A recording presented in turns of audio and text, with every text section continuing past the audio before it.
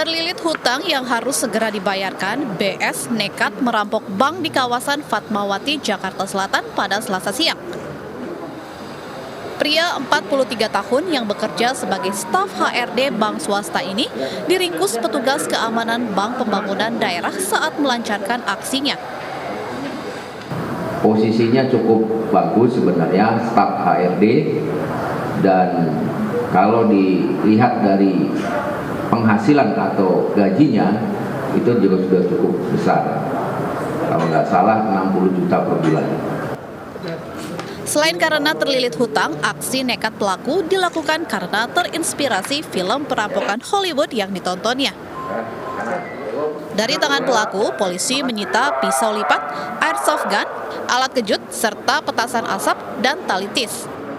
Akibat perbuatannya, tersangka dikenakan pasal 365 KUHP dan Undang-Undang Darurat Nomor 12 Tahun 1951 dengan ancaman penjara 10 tahun. Dari Jakarta, Sofyan Firdaus, iNews melaporkan.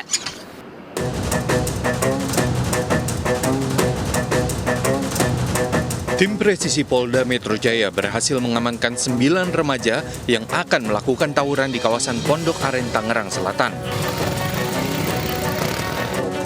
Dari keterangan para remaja ini, mereka umumnya berasal dari wilayah Jurangmangu dan akan melakukan penyerangan ke remaja yang berada di kampung Cikini Menteng.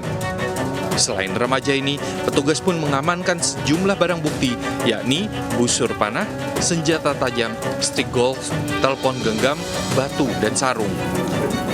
Patroli serupa akan terus dilakukan guna mengantisipasi adanya tindak kejahatan seperti tawuran remaja.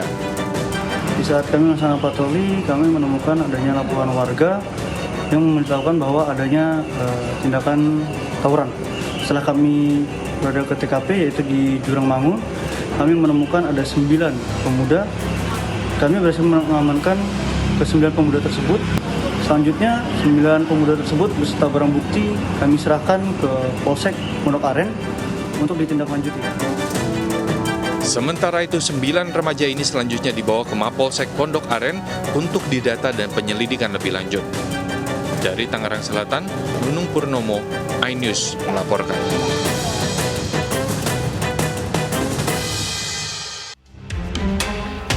Memang kacau dunia ini. Gaji 60 juta per bulan, gue sih pastinya udah nggak kebayang mau diapain aja duitnya. Gaji 60 juta itu bukan angka kecil. Tapi sepertinya gaji seperti itu nggak bisa mencukupi kehidupan tersangka BS. Gara-gara niat bangun bisnis, dia sampai bisa berhutang miliaran rupiah. Padahal prospeknya aja belum jelas. Gara-gara panik dikejar hutang, akhirnya BS memilih merampok bank lewat inspirasi film Hollywood.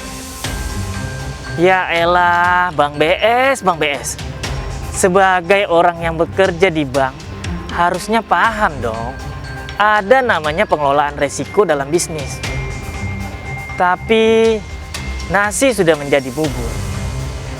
Bang BS harus mempertanggungjawabkan perbuatannya. Buat yang nonton, kekayaan sejati bukan diukur dari banyaknya harta yang lo punya, melainkan diukur dari hati yang merasa cukup. Sederhana itu bukan berarti menolak kaya, tapi sederhana itu berarti menghilangkan hal yang gak perlu. Gue Bang Ano akan menjadi suara bagi mereka yang resah dan takut. Gue adalah wajah untuk para pengungkap kebenaran.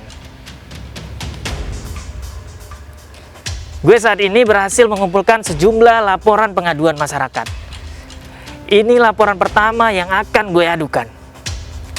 Yang pertama dari @nova053. Mereka di bawah umur tapi sudah sadis ingin mencelakai orang. Meskipun di bawah umur harus dihukum seberat-beratnya karena sudah sangat meresahkan warga Jogja. Laporan kedua, saya sebagai mahasiswa Jogja, ini laporan dari Muhammad Dis. Saya sebagai mahasiswa Jogja meminta kepada jajaran kepolisian Polres Jogja untuk memberantas kelitih. Berikan saya rasa nyaman kepada kami pelajar mahasiswa perantauan yang sedang menuntut ilmu di Jogja. Orang tua kami yang di rumah selalu panik dengan keadaan kami di sini akibat dari pemberitaan yang beredar terkait kelitih. Sekali lagi saya mohon kepada pihak yang berwajib untuk memberantas kelitih ini.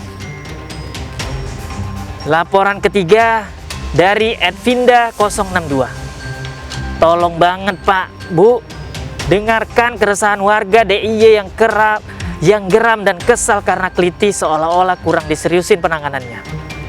Kalau perlu, sidangnya disiarkan di TV, Pak, Bu, polisi. Itu tadi laporan dari masyarakat. Ingat, Anda tidak perlu takut untuk bersuara. Gue Bang Ano, bakal jadi suara bagi yang takut. Gue bakal jadi wajah bagi yang ingin mengungkap kebenaran. Gue kembalikan ke Pram dan Rizka. Ya, terima kasih Bang Ano untuk laporannya. Jadi masyarakat nggak perlu takut lagi nih, karena Bang Ano akan mewakili suara teman-teman yang memang punya pelaporan begitu, namun kira-kira kurang berani. Sekarang nggak perlu takut lagi lah gitu ya. Nah, kalau tadi soal Bang Ano yang sampaikan tadi cukup panjang mengenai gajinya sudah 60 juta. Perampok Bang ya. Cuman masih berasa nggak cukup juga gitu loh. Banyak-banyak bersyukur, makanya Rizka pelajaran Betul. juga buat kita semua, pelajaran buat untuk pemirsa di rumah juga. Ya. Jadi berapapun penghasilan kita, ya sesuaikan pengeluaran kita dengan sesuai juga penghasilan kita. Benar gitu. sekali, bersyukur dan merasa bahwa ya ibaratnya kayak kaya memang mencari rezeki itu harus ya. Tapi kan Betul. tadi Bang Ano juga sudah menyampaikan bahwa sederhana itu bukan berarti menolak kaya, tapi hidup cukup itu dan bersyukur itu jauh lebih baik seperti yang tadi Banyak Pram bersyukur, katakan. rezeki nggak Ya. hanya dari materi, cuma dari kesehatan. Ya, Sehat setuju. pagi ini?